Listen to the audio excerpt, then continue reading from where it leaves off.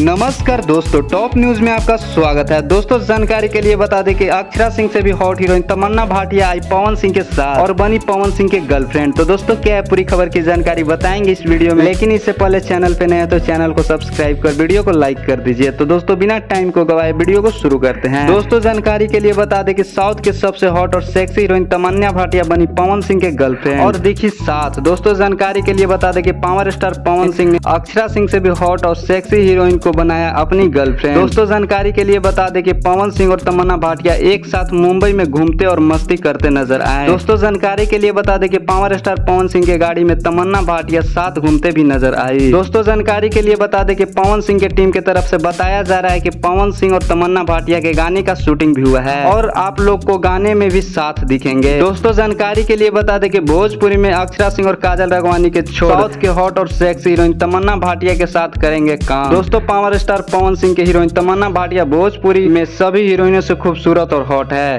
तो दोस्तों पवन सिंह और तमन्ना भाटिया की जोड़ी कैसी रहेगी आप कमेंट बॉक्स में जरूर बताइएगा और हमारे चैनल पे नए हैं तो चैनल को सब्सक्राइब कर वीडियो को लाइक कर दीजिए। फिर मिलेंगे अगले वीडियो में।